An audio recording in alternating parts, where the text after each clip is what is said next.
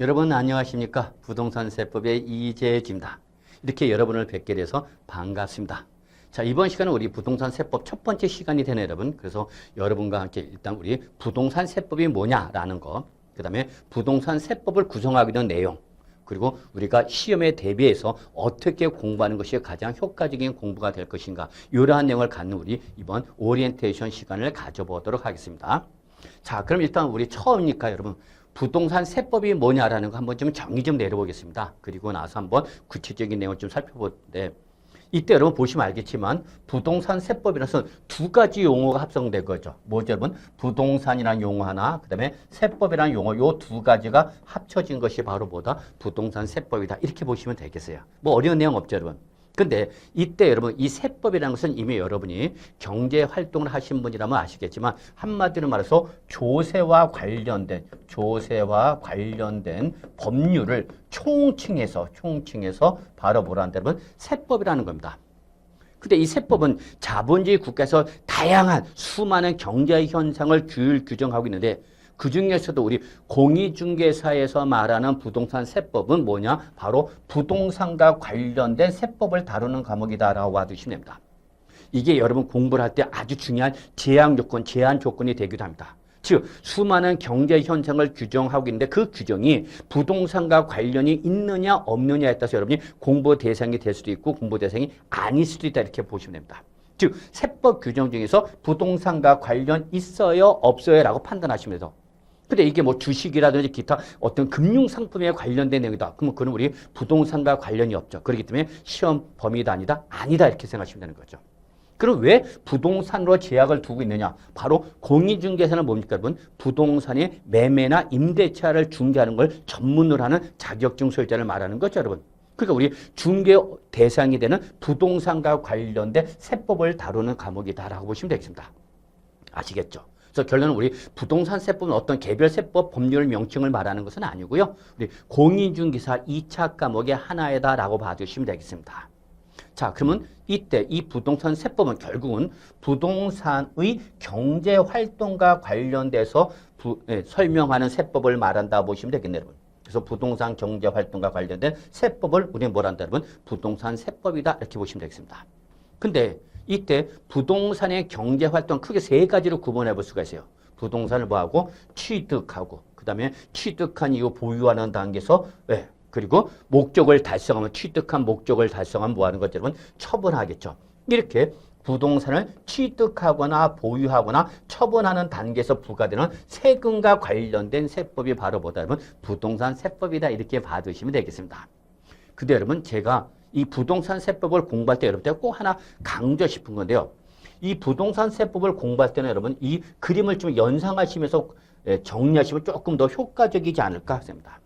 예를 들어서 부동산을 취득했습니다. 주택도 좋고요, 여러분. 상가 건물도 좋고, 내가 어떤 거주 목적이라면 주택을 취득할 것이고, 어떤 장사라든지 영업 목적이라면 상가나 사무실을 취득하겠죠. 자, 이때 취득할 때 부동산 가격이 여러분 3억 원이었어요. 그럼 이때 이 취득하는 단계에서 부과되는 세금이 있거든요. 이때 이러한 취득하는 단계에서 얼마를 취득했다? 3억 원. 이때 3억 원을 취득하면 어떠한 세금이 부과될 것이냐는 거죠. 자, 그리고 취득한 이후 이제 우리 사용을 하겠죠. 이때 이 보유 단계에서 또 세금이 또 부과됩니다. 이때 이 보유 단계에서 부과된 세금이 뭐가 있느냐? 그리고 부동산 이제 우리 처분하는 거죠. 목적을 달성했죠. 자, 목적을 달성해서 매매 등을 통해서 처분하는 거죠. 이때 처분 당시 가액이 5억 원이었다고 가정합시다. 그럼 이때 처분하는 단계에서 부과된 세금은 여러분 이렇게 취득가액 3억 원에서 당초 취득가액 3억 원에서 지금 양도가액 5억 원 두 가액의 차에 이게 바로 뭐가 되는 거냐? 여기에 양도 차익이 되는 거죠, 여러분. 양도 차익. 얼마? 2억 원에 대해서 이제 어떠한 세금이 부과될 것이냐 그 얘기죠, 여러분. 결국은 우리 부동산 세법은 부동산 이렇게 뭐하거나 취득하거나 보유하거나 처분하는 단계에서 부과되는 세금을 총칭해서 합해서 뭐라 하는데 여러분 부동산 세법이다 라고 생각하시면 되는 거예요. 결국은 여러분 실제 공인중개사가 되셔서 부동산을 매매를 중개했다. 그 매매를 중개했을 때는 바로 양도자가 있을 것이고 그 다음에 양수자, 매수자가 있겠죠, 여러분. 이때에 이 도자한테 부과되는 세금이 뭐가 되고 수자한테 부과되는 세금이 뭐가 있는지. 자, 취득한 이후 보유하는 단계에서는 어떤 세금이 부과되는 거지? 자, 이것이 바로 여러분 우리 부동산 세법을 구성하는 전체 흐름이다라고 봐주시면 됩니다.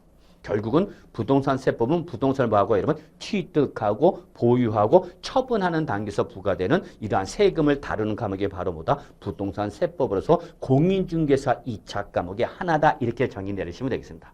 어려운 내용 없죠, 여러분? 예, 그래서 결국은 부동산 세법은 부동산을 취득, 보유, 처분하는 단계에서 부과되는 세금을 말한다. 이렇게 정리하시면 되겠습니다.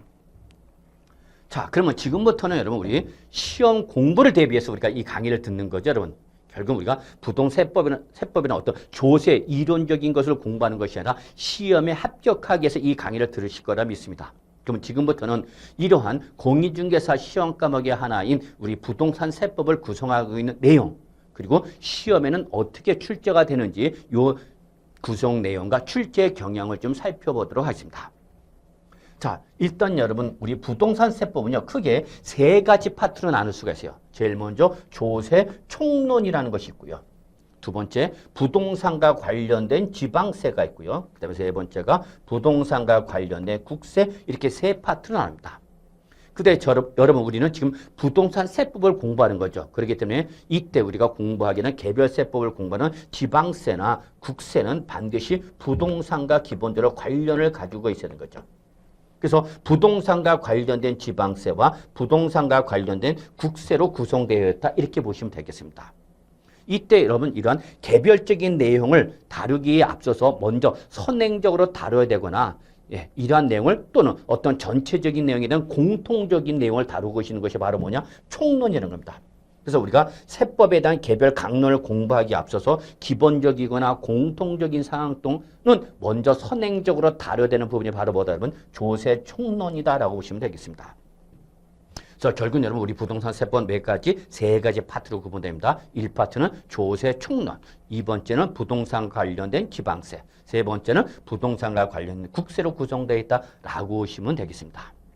이때 총론은 강론에 대한 기본적이고 공통적인 사항입니다. 또는 선행적으로 다루는 부분입니다. 여러분 우리 민법 공부할 때 제일 먼저 앞에 뭐가 나오냐면 총칙이 나오죠. 모든 법은 항상 앞에 전체적인 구성적인 내용에 대한 어떤 공통적인 내용 또는 기본적인 내용을 규정하는 것이 총칙이다 보시면 됩니다. 그래서 조세 총론. 그러면 우리 부동산과 관련된 지방세는 여러분 크게 이렇게 취득, 보유, 처분하는 단계에서 구분해서 부동산을 취득하면 이때 지방세 쪽에서 부과되는 게 바로 뭐냐면 취득세라는 것이 있습니다. 여러분. 근데 여러분 딱 보시면 알겠지만 취득하니까 뭐가 부과된다? 취득세가 부과되는 거죠. 아, 그렇구나. 부동산을 뭐하면 취득하면 이때 지방세 쪽에서 제일 먼저 부과되는 게 뭐다 여러분? 취득세다라고 보시면 됩니다. 여러분. 아시겠죠? 근데 내가 이 부동산을 취득하는 가에서 대금이 부족해서 은행에서 뭘 받죠? 여러분? 대출을 받을 수 있죠.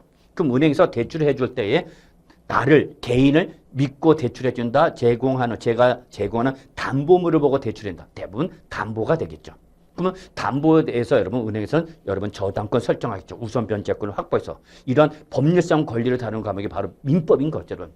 그러면 은행에서 대출을 실행할 때 저당권 등을 설정할 때 저당권 설정 등기를 하죠. 이때 이런 각종 등기나 등록을 할 때 부과되는 지방세가 바로 뭐다면 등록면허세다라고 보시면 되겠습니다. 근데 이때 여러분 여기서 등록면허세는 등록이라는 용어와 면허 용어 두 가지 합쳐진 겁니다. 근데 우리는 지금 부동산과 관련된 내용을 공부를 하는 거니까 우리 면허는 크게 신경 쓸 필요는 없고 여러분 우리 등록면허세, 공인중개사에서 말하는 등록면허세는 등록에 대한 등록면허세를 말한다. 이걸 전제로 해놓고 정리해 주시기 바랍니다.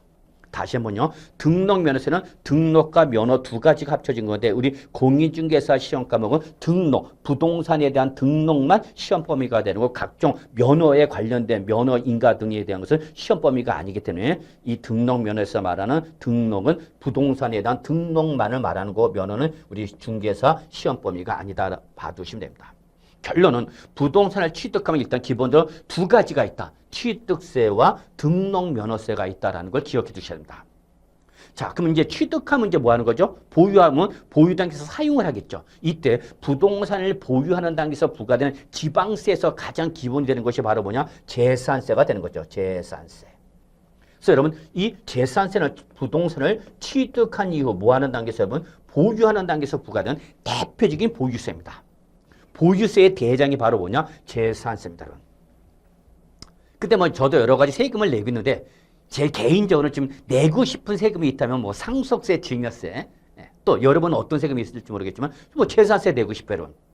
그러면 재산세를 낸다는 것은 다른 말로 말하면 뭐가 있다는 얘기, 여러분? 그렇죠? 재산이 있다는 얘기죠, 여러분. 재산. 이 재산의 으뜸이 바로 뭐예요, 여러분? 부동산인 거죠. 그래서 부동산을 취득한 이후 보유하는 단계에서 부과되는 대표적인 지방세가 바로 뭐다, 여러분? 재산세다라는 걸 기억해 두시기 바랍니다. 아시겠죠? 그리고 이러한 그 재산세 외에도 또 다른 기타 지방세로서 여러분 하나 좀 기억해 두셔야 될 것이 뭐냐면 바로 우리 소방분 지역 자원 시설세라는 것이 있습니다. 소방분 지역 자원 시설세. 앞으로 우리가 공부할 거예요, 여러분. 무슨 소리인지 몰라도 괜찮아요, 여러분. 이 지역 자원 시설세 중에서도 우리 공인중개사 2차 과목과 관련된 것은 소방분에 대한 지역 자원 시설세라는 것이 있어요, 여러분. 그래서 이렇게 보유하는 단계에서 지역 자원 시설세라는 것이 과세가 되기도 합니다. 또 이런 지방세 외에도 지방교육세라든지 또는 우리 지방교육세라든지 또는 우리 지역 지방소득세라든지 이런 기타 지방세와 관련된 얘기입니다. 이거는 뭐 거의 시험에 안 나오기 때문에 그냥 제가 그냥 기타 지방세로 이렇게 구분했다라고 보시면 됩니다. 근데 취득한 이후 보유하는 단계에서 부과되는 것이 바로 재산세인데 이 재산세는 무슨 세라 했죠? 여러분 지방세입니다라고 했죠. 근데 보유 단계에서 부과되는 것 중에 국세 쪽에서 부과되는 게 있습니다. 그게 바로 뭐냐면 종합부동산세입니다.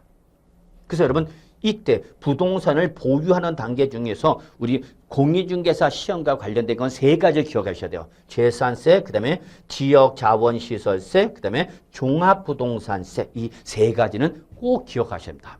자, 그래서 앞으로 제가 강의를 하는 과정에서 여러분 보유세 세 가지 여러분 그러면 여러분 재지종 이렇게 외우셔야 합니다. 뭐 재산세 할 때 재자, 소방분 지역 자원시설세 할 때 지자, 그 다음에 종합부동산세 할 때 종자. 그래서 여러분 요 앞글자 따서 재지종 이렇게 기억하시면 됩니다, 여러분. 그래서 그냥 여러분 한번 따라해 보세요. 재지종.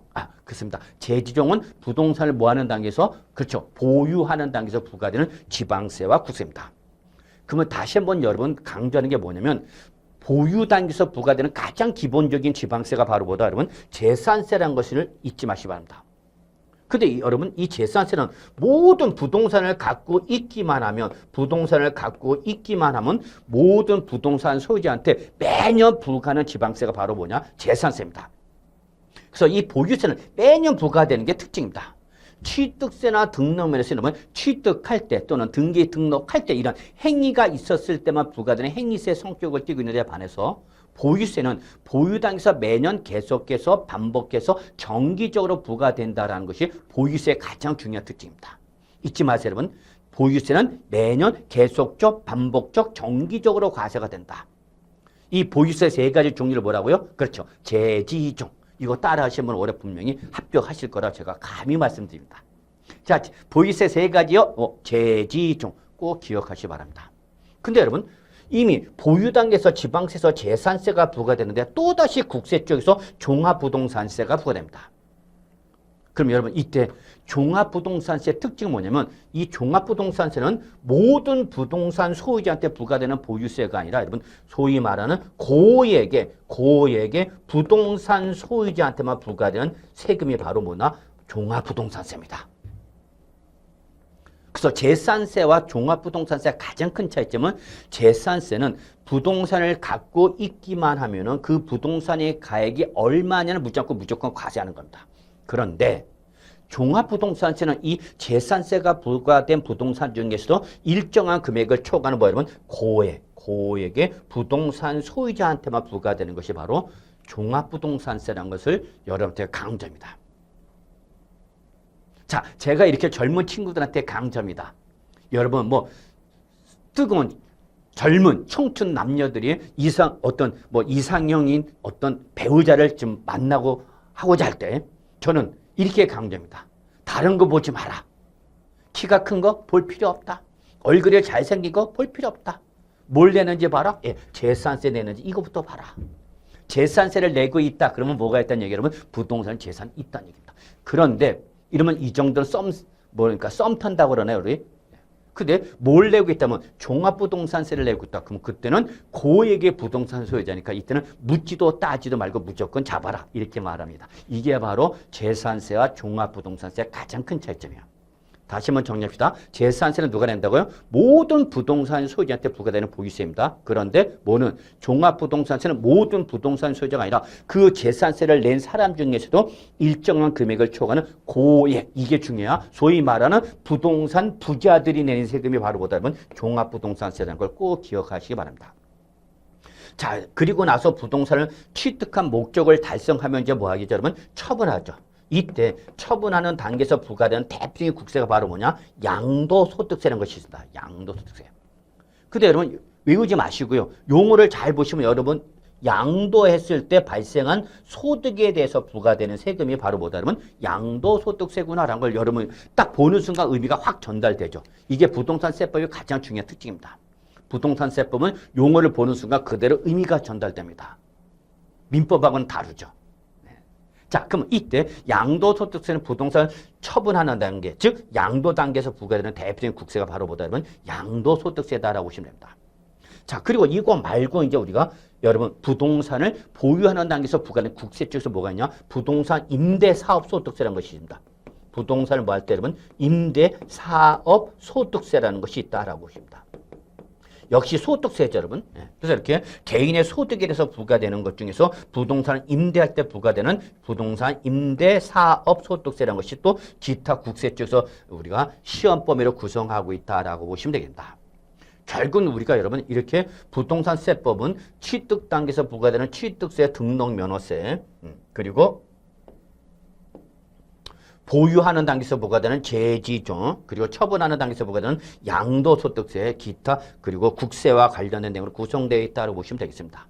그리고 이러한 개별적인 내용을 다루기 전에 앞서서 먼저 다룬 부분이 바로 뭐다면 총론으로서 우리 조세 총론 파트가 있다고 보시면 되겠습니다. 그래서 이것이 바로 우리 부동산세법을 구성하는 내용이다라고 보시면 되겠습니다. 자, 그럼 지금부터는 시험에 어떻게 출제가 되고 있는지 출제 문제수와 출제 경향을 잠깐 말씀드리도록 하겠습니다. 일단 여러분 우리 조세 총론은 일단 매년 하나에서 두 문제 정도 또 많으면 세 문제까지도 나오기도 합니다. 가끔가다. 근데 평균적으로 한 두 문제 정도 나온다고 보시면 됩니다. 물론 이 출제 문항수는 여러분 정해져 있는 건 아닙니다. 그 출제원의 출제 경향에 따라서 문제수에 약간의 변동은 있지만 기본적으로 전체적인 출제 경향을 살펴보면 조세 총론 매 문제 두 문제 정도 출제된다고 보시면 됩니다. 적어도 하나 이상 나옵니다. 물론 많으면 세 문제까지도 나온 적도 있습니다만 그냥 평균적으로 여러분 조세 총론 두 문제 정도 나온다라고 보시면 되겠네요. 자, 그 다음에 취득하는 단계에서 부과된 대표적인 지방세가 바로 뭐랬냐면 취득세입니다라고 말씀드렸죠. 이때 취득세는 여러분 최소 두 문제에서 세 문제 정도까지 나옵니다. 그래서 평균적으로 뭐 세 문제 정도, 다만 최근에는 두 문제 정도가 나왔는데, 그래서 여러분은 취득세는 기본적으로 최소 두 문제, 많으면 세 문제, 물론 더 많으면 네 문제까지도 나온 적도 있습니다만 그것은 좀 예외적 현상으로 보시면 될 것 같고요. 그래서 취득세는 기본적으로 두세 문제 정도 나온다고 보시면 되겠네요. 아시겠죠? 자, 그 다음에 우리 취득하는 단계에서 부과되는 등록면허세가 있습니다라고 말씀했죠. 역시 시험에 뭐 한 문제 정도 나온다 보시면 되겠습니다. 근데 최근에 한 두 문제까지 나오기도 합니다, 여러분. 그래서 등록면허는 최소 하나, 그리고 최대 뭐 두 문제 정도까지 나오실 때 평균적으로 하나 정도다라고 보시면 큰 무리는 없을 거예요. 자, 이제 보유 단계 갑시다. 여러분 기억나셔야 됩니다. 자, 보유세 세 가지 뭐라고 그랬냐면 재지종, 그렇죠, 여러분. 재산세, 지역자원시설세, 그 다음에 종합부동산세, 요 세 가지 기억하라고 했죠, 여러분. 이때 보유세의 기본이 뭐라고요? 재산세입니다라고 말씀드렸죠. 그래서 재산세 같은 경우 여러분 최소 두 문제에서 최대 세 문제 정도까지 나오기도 합니다. 여러분 그냥 평균적으로 두세 문제 정도 나온다. 최소 두 문제, 그리고 세 문제가 평균적인 출제 경향이고, 좀 많이 나왔다. 뭐 네 문제까지 나온 적도 있어요, 여러분. 네 문제까지. 그러나 이거는 뭐 예외적 현상으로 보시면 되겠고요. 최소 두 문제에서 세 문제. 그래서 여러분 그냥 세 문제 정도 출제된다라고 보시면 되겠습니다. 자, 그 다음에 제가 여러분 얘기했죠. 소방분 지역 자원시설세는 시험에 잘 나오진 않기 때문에 기타에 묶여 있는데 이 기타 지방세는 딱 기타 그런 순간 여러분 시험에 중요한 부분이다, 중요하지 않다. 거의 안 나옵니다. 그래서 여러분 이런 부분은 크게 신경 쓸 필요는 없어요, 여러분. 그래서 지방세 같은 경우 여러분 취득세, 등록세, 재산세 합해서 뭐 6문제에서 8문제까지 출제될 수 있다라고 봐두시면 되겠네요. 자, 그다음에 종합부동산세는 최소 여러분 하나에서 2문제 정도 나옵니다. 그래서 최근에 우리 이슈거리가 많다 보니까 2문제 정도가 많이 나오는데 최소 뭐 하나, 최대 2문제 정도까지 나온다라고 보시면 되겠네요.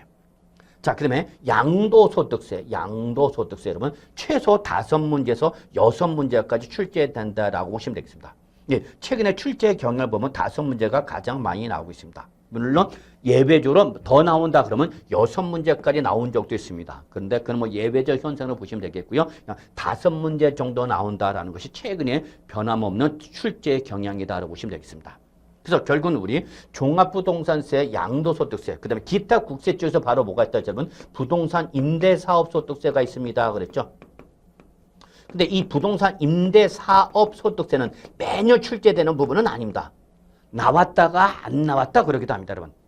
근데 일단 여러분은 시험 대비는 좀 준비를 해 두셔야 되는 부분이고 또 여러분이 나중에 시험 합격해서 실무 나가셨을 때 가장 친하게 지내셔야 할 분이 바로 임대사업자입니다. 임대사업자를 잡는 중개사가 결국 돈을 벌 수가 있습니다. 여러분 꼭 명심하십시오. 시험에 합격하셔서 실무 나가시면 꼭 반드시 주위의 부동산 임대업자를 나의 고정 고객으로 꼭 만드십시오라고 저는 강조하는데 이때 그 부동산 임대사업자가 갖는 가장 큰 부분이 바로 뭐냐? 부동산 세금이죠. 임대사업에 대한 세금 문제니까 이걸 잘 공부해 두시면 그 임대업자를 나의 고객으로 또 확보할 수 있다는 것이 우리 부동산세법의 가장 중요한 특징이다라고 말씀드릴 수 있겠습니다. 그래서 여러분 요 부동산 임대사업소는 안 나왔다가 나왔다 그러기도 하는데 최근에 나오고 하는데 나와봐야 몇 문제예요 여러분? 한 문제 정도가 나온다라고 보시면 되겠네요 여러분. 그래서 결론은 부동산과 관련된 국세조사는 최소 7문제에서 8문제 정도까지 나올 수 있다라고 보시면 큰 무리는 없겠습니다. 그래서 결론은 우리가 이 부동산세법 기본적으로 우리 조세 총론, 그 다음에 부동산과 관련된 지방세인 취득세, 등록면허세, 그리고 보유단계서 재산세와 우리 종합부동산세, 그 다음에 양도소득세 및 임대사업세 이러한 내용으로 구성되어 있고 시험에 나오는 문제가 보니까 총 16문제는 여러분 변함이 없습니다. 자, 그래서 요 부동산 세법은 여러분 다른 과목은 우리 몇 문제 출제가 되고 있죠? 40문제 출제되고 있죠. 그런데 부동산 세법은 16문제만 출제됩니다. 그럼 나머지 24문제는 어디 갔냐? 그게 바로 뭐죠, 여러분? 공시법이 되는 거죠. 그렇습니다. 안타깝게도 어두운 조국의 현실로 인해서 부동산 세법은 단독 과목이 아니라 부동산 공시법과 부동산 세법이 합쳐져서 하나의 과목을 구성하고 있다라고 봐주셔야 됩니다. 그래서 부동산 세법은 개별 과목으로서 40문제가 출제가 되는 것이 아니라 총 몇 문제 나온다면 16문제가 나온다는 걸 꼭 기억해 두셔야 합니다. 그래서 16문제는 변함이 없어요, 여러분. 16문제는. 근데 그 16문제 중에서 취득세, 등록세, 재산세, 우리 종합부동산 양도소득세에서 이제 약간의 출제 경향의 변동은 있지만 이 정도로 매년 출제된다라고 보시면 됩니다. 그래서 우리 세법은 단독 과목이 아니라 우리 부동산 공시법과 함께 하나의 과목을 구성하고 있다는 걸 기억해 두시기 바랍니다. 그러면 여러분 여기서 우리가 이 강의를 왜 듣고 계신 거죠, 여러분들은? 그렇죠. 시험에 합격하기 위해서 이 강의를 들으실 거라 믿습니다. 그러면 이때 여러분이나 저나 너무나 잘 알고 있는 부동산 세법 등 우리 공인중개사 시험의 합격 조건을 아셔야 되죠.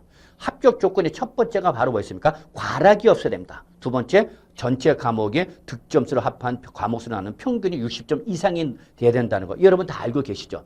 그러면 이때 과락이라는 것은 최소 과목 전체 문제의 40% 이상을 맞아야 되는 거고 40% 미만이면 과락. 그럼 무조건 시험에 불합격 처리가 되는 거죠. 그러면 제가 지금 말씀드리고 싶은 건 부동산 공시법과 세법은 합쳐져서 하나의 과목을 구성하고 있는데 과락을 면할 때 또는 평균 점수를 낼 때는 어떻게 공시법 따로 세법 따로 아니야. 그렇지는 않습니다. 합칩니다. 그래서 공시법 24문제, 그 다음에 세법 16문제 합해서 총 40문제를 가지고 기본 40%인 16개 이상만 맞으면 일단 뭐로 면한 거다 그러면 과락을 면한 거죠. 그 다음에 40문제에서 60점 이상이 돼야 되니까 평균 60이 되니까 24문제 이상 맞으면 되죠. 즉 공시법과 세법을 구분하지 않고 일단 과락과 평균 점수를 구한다라는 걸 여러분 잊으시면 안 되겠습니다. 그럼 우리 부동산 세법 16문제를 다 맞으면 공시법 24문제 다 틀려도 일단 뭐로 면한 거다 여러분? 과락을 면한 거다라는 걸 알아두시기 바랍니다, 여러분. 아시겠죠? 그러다 보니까 부동산세법을 조금 더 많이 공부해 주십시오라고 부탁드리고 싶은 겁니다. 근데 실제 공부해 보시면 알겠지만 부동산세법은 많은 시간을 투입하기가 힘듭니다. 왜? 16문제밖에 안 나오니까. 그래서 가장 적게 투입하면서 또 과목 성격상 또 가장 어려워요. 그래서 저를 보는 수험생들이 많이 그래요. 교수님 세법 너무 어려워요. 그래. 이 말을 많이 합니다. 근데 그 어려운 이유는 첫째, 많은 시간을 투입 못한 것이 첫 번째 이유고, 그 다음에 세법이라는 자체가 여러분 아시다시피 이미지상 단순하다, 복잡하다. 예, 복잡하죠. 자본주의 이 다양한 경제 현상을 규정하고 있다 보니까 세법이 어려울 수밖에 없습니다. 그런데 지금부터 지금 말하는 내용을 잘 알아두시면 이 부동산세법 그렇게 어렵지만은 않아요. 자신감 가지시 바랍니다. 그러면 자 지금부터는 여러분 우리 부동산세법을 어떻게 공부할 것이냐, 어떻게 공부하는 것이 가장 짧은 시간을 투입해서 내가 원하는 점수를 뽑아낼 것인가, 이 내용을 좀 다루도록 하겠습니다. 자, 우리 오리엔테이션의 가장 중요한 시간이다라고 말씀드릴 수 있겠네요. 여러분. 자, 그러면 우리 부동산세법의 가장 효율적인 첫 번째 방법은 우리 부동산의 경제 현상에 대한 어떤 세금이 부과되는 흐름을 이해해 두셔야 됩니다. 자, 제가 그랬죠, 여러분. 부동산세법은 뭐다고, 여러분? 부동산의 경제활동과 관련돼서 부과되는 세금을 다루는 과목이 바로 부동산세법입니다. 라고 했죠, 여러분. 그럼 이때 부동산의 경제활동 크게 뭐라고 했죠, 여러분? 취득하고 보유하고 처분하고 이 세 가지 단계로 구분해 볼 수 있습니다. 그랬죠, 여러분? 그렇습니다. 그럼 제가 우리 아까 앞 시간에서 앞부분에서 말씀드렸지만 부동산 취득할 때 부과되는 게 뭐였죠, 여러분? 그렇죠? 취득세, 등록 면허세 두 가지가 있습니다. 그렇죠? 물론 상속세, 증여세도 있습니다만 상속세, 증여세 우리 시험 범위가 아니니까 너무 신경 쓸 필요 없어요.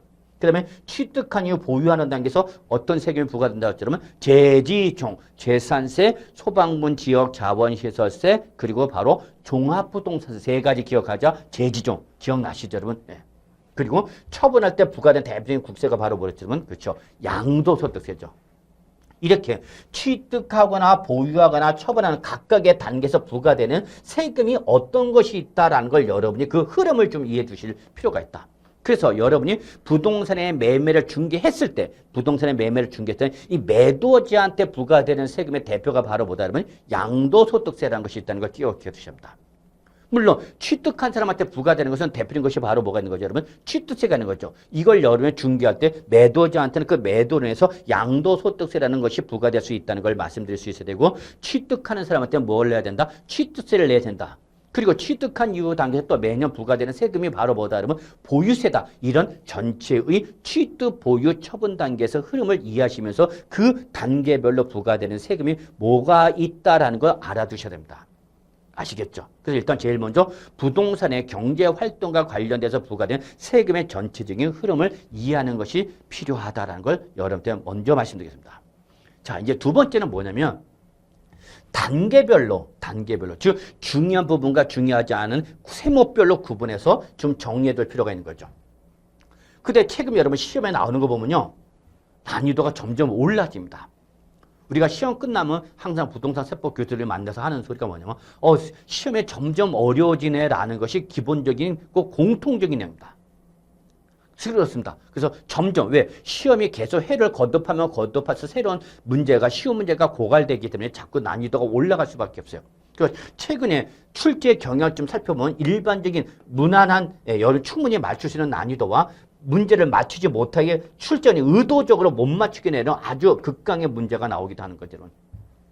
자, 이런 문제의 출제 경을 보면 최소 7대3. 즉, 그래서 일반적인 문제가 뭐 7에서 그 다음에 어려운 문제가 3문제인데 요즘은 조금 더 강화가 되고 있어갖고 어려운 문제가 뭐 4문제에서 5문제까지, 그리고 일반적인 난이도 문제가 6문제 정도로 떨어지거나 5문제. 그래서 점점 난이도가 어려워지고 있다는 것이 특징입니다.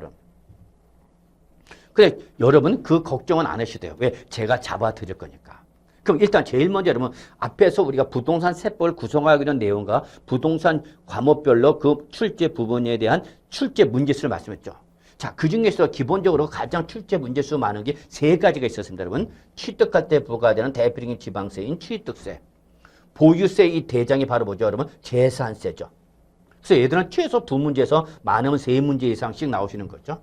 그 다음에 처분할 때 뭐가 되냐면 양도소득세 최소 5문제에서 6문제 나오죠, 여러분.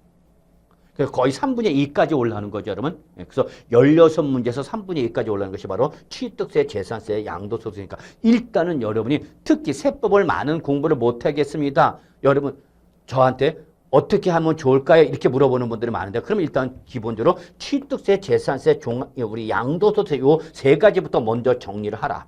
그리고 나서 이게 어느 정도 정리가 되면 그 후에 문제수가 적은 조세 총론이라든지 또는 등록면허세라든지 또는 종합부동산세나 부동산 임대사업소 등을 나중에 정리하는 것이 일단은 효과적인 공부 방법이다라고 말씀드립니다.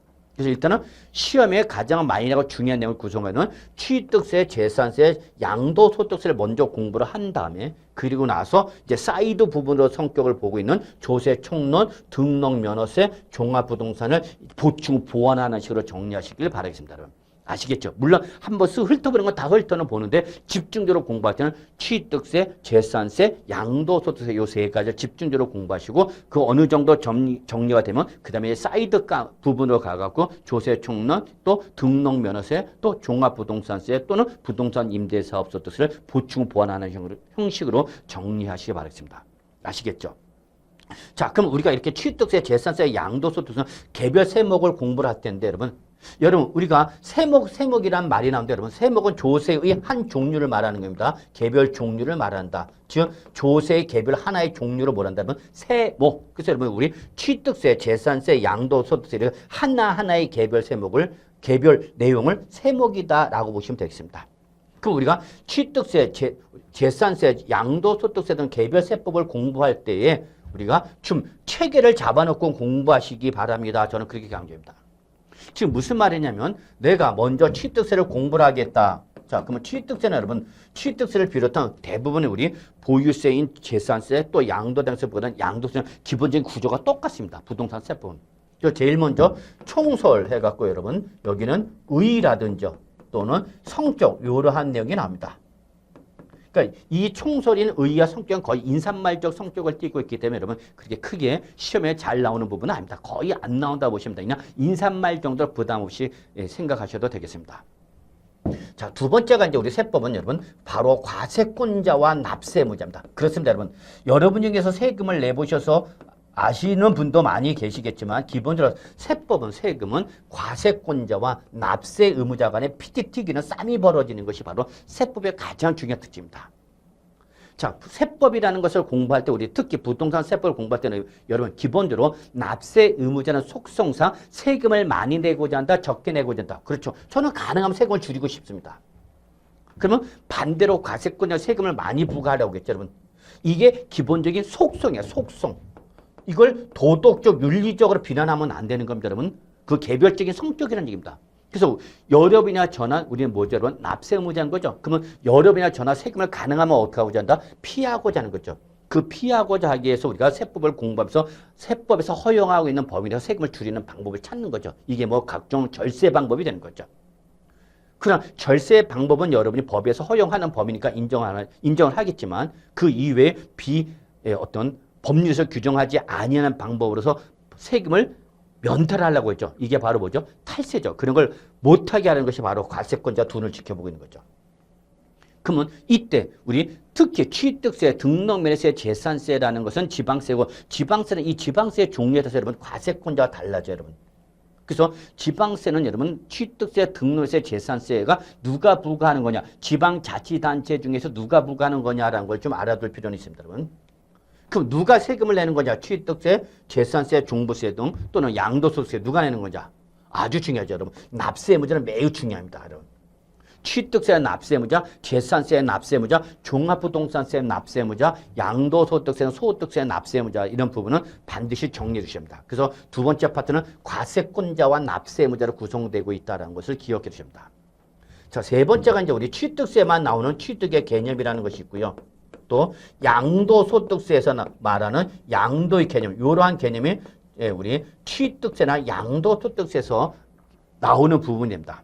이런 부분은 여러분 그냥 가볍게 봐두셔도 큰 무리는 없지 않을까 생각합니다만 이런 부분은 그래도 취득세의 취득의 개념, 양도소득세 말하는 양도의 개념 이 부분도 상당히 시험에는 중요한 부분이다라고 말씀드릴 수 있겠습니다, 여러분. 그래서 역시 제가 요거 준비해 주세요라고 또 드릴 거예요, 여러분. 그것만 잘 드시기 바랍니다. 자, 네 번째가 이제 바로 뭐냐면 비과세라는 것이 있습니다. 비과세. 비과세는 글자 그대로 과세를 하겠다 안 하겠다? 안 하겠답니다.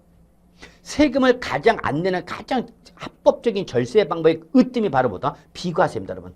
그래서 여러분이 사실상 우리가 개별세법을 공부할 때 이 비과세를 잘 알아두면 나중에 실무 나가서도 세금을 합법적으로 피할 수 있는 방법을 찾을 수 있는 거죠, 여러분.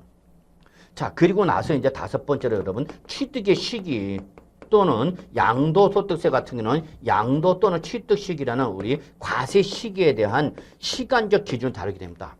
역시 이런 부분도 여러분 시험에는 상당히 나름대로 중요한 부분이 되겠습니다, 여러분. 자, 그리고 나서 이제 우리가 정리하는 것이 바로 뭐냐? 과세 표준에다가 뭘 곱해서 세율을 곱해서 여러분 뭐가 나오냐? 산출세액이 나옵니다, 여러분. 요건 꼭 기억하셔야 됩니다.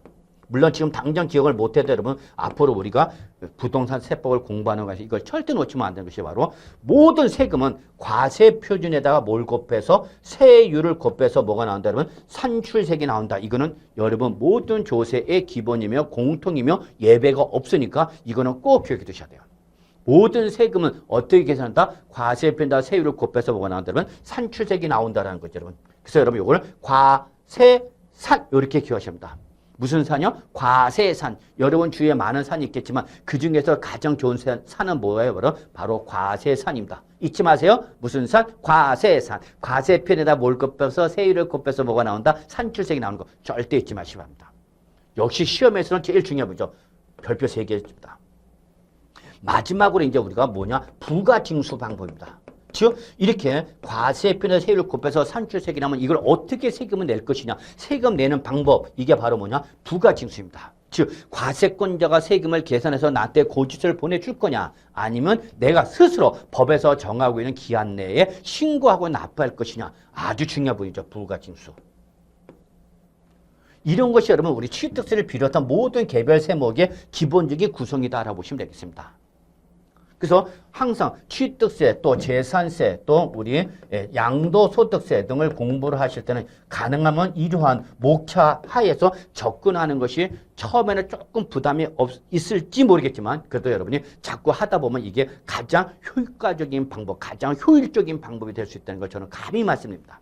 그래서 일단 우리가 개별 세목을 공부할 때는 기본적인 구조를 잡아놓고 내가 지금 어느 파트를 공부를 하고 있는 거다라는 거 항상 놓치지 마시기 바랍니다.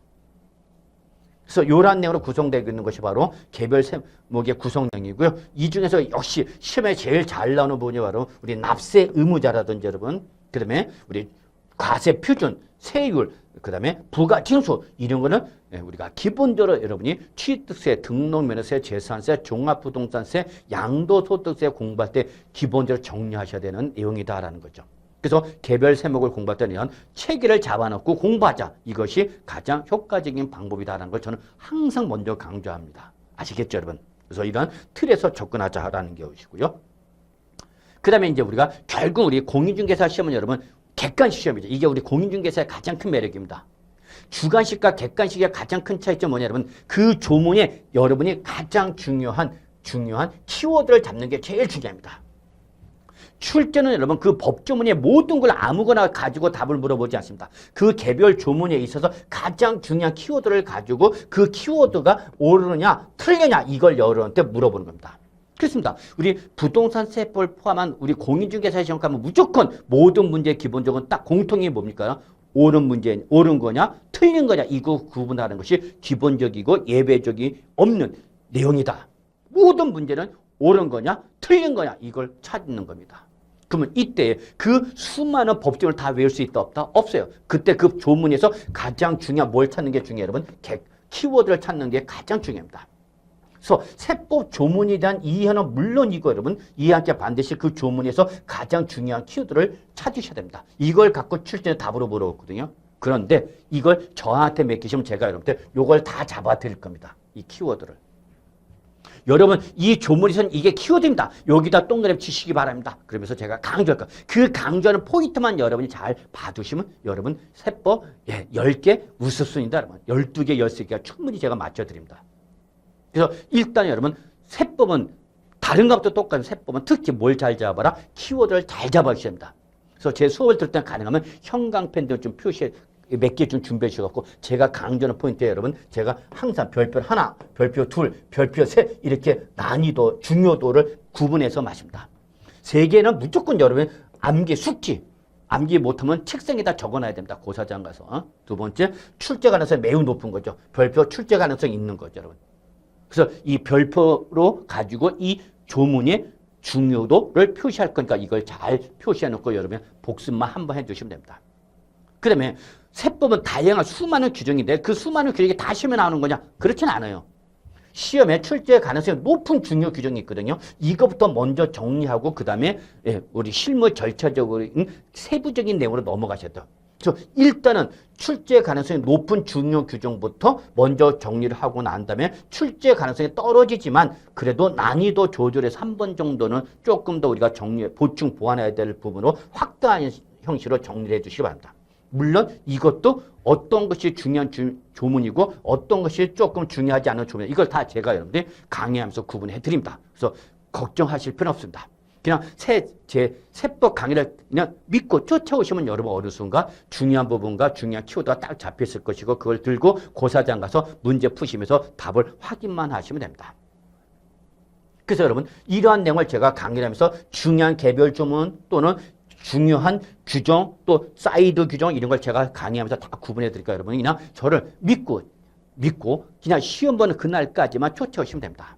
그래서 부동산 세법 문제는 16개지만 여러분 나중에 실무 나가시면 그 어떤 과목보다도 가장 중요한 과목이 여러분 부동산 세법이기 때문에 조금 이왕이면 문제수는 적지만 공부할 때 조금 더 많은 관심을 가지고 공부해 두시면 여러분 충분히 우리가 10개에서 12개 최소 10개 그리고 최대 12개에서 13개를 목표입니다. 목표. 여러분 물론 기본점은 16문제 다 맞출 수도 있습니다. 근데 그는 비효율적인 공부 방법이 되고 저는 현실적으로 최소 10개 그 다음에 최대 12개에서 13개를 목표로 해서 강의가 이루어진다는 걸 말씀드리면서 여러분 좀 저랑 같이 우리 시험 보는 그날까지 같이 정리하시면 충분히 여러분 시험에 합격하실 수 있으니까 자신감 가지시기 바라겠습니다. 자, 이때 여러분 우리 세금. 세금은 법에 의해서 부과되는 게 바로 뭐죠? 여러분 세금이죠. 그래서 납세문제가 일정한 행위를 하면서 법에서 정하고 있는 요건을 충족해서 세금이 부과됐을 때에 이 세법을 잘 알면 알수록 세금을 절세라든지 감면 면제 등 세금을 빠져나가시는 방법을 찾을 수가 있고 그 방법을 통해서 세금의 부담을 줄일 수 있는 거죠. 그런데 내가 몰라 세법을 몰라. 그러면 그냥 여러분은 내란 대로 다 내내겠죠. 모르면 모르는 대로 다 내는 게 바로 뭐다 여러분? 세금이다입니다.